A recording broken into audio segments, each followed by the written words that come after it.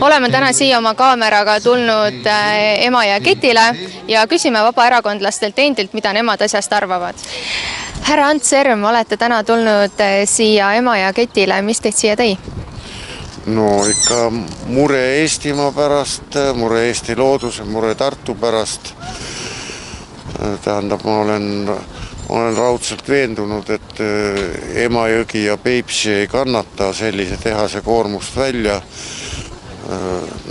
Üks asi on kindel, aga fosforikoormus, mis on teine asi on see, millest me faktiliselt midagi ei tea, need on kloororgaanilised ühendid, õigemini nende üks liik dioksiinid, mis on 3000 korda mürgisemad kui elav hõbe ja samamoodi kumulatiivsed.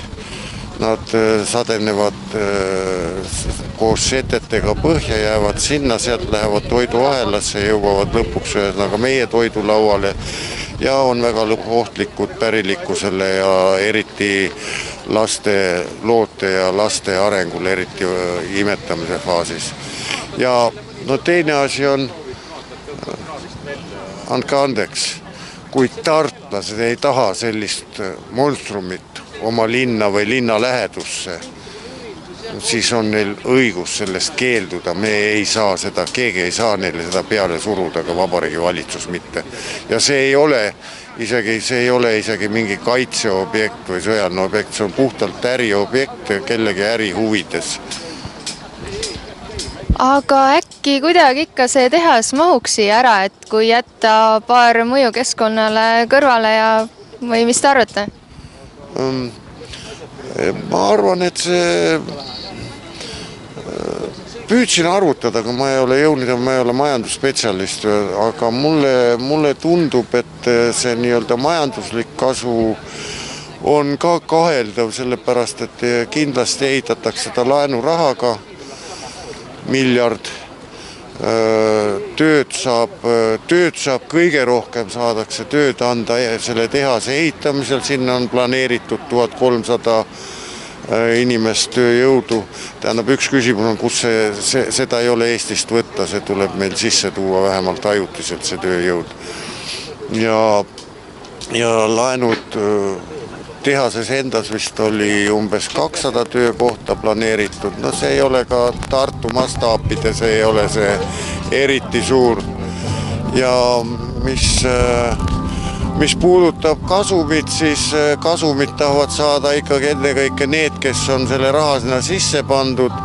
Laen tuleb tagasi maksta, nii et ma kahtlustan küll, et mingisuguse 30-40 aasta jooksul ei jää sealt Eesti ühiskonnale rohkem kui see 200 töökohta ja nende poolt tulev tulumaks ja sotsiaalmaks.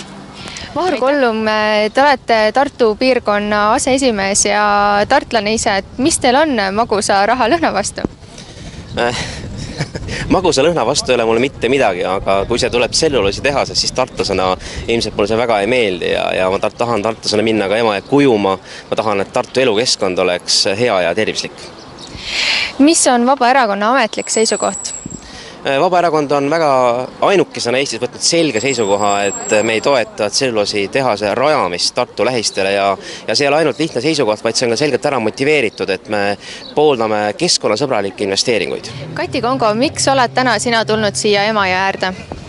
Sest mina usun, et Emajõgi ei kannata seda tselluloosi tehase reostust välja ja pealegi Eesti metsad ei kannata välja seda suurt raiumist, mis siis lahti läheb, kui see tselluloosi tehas peaks püsti pandama. Laili Jõgias, teie olete samuti tartlane. Mis on teil siis Eesti metsa väärindamise vastu tselluloosiks?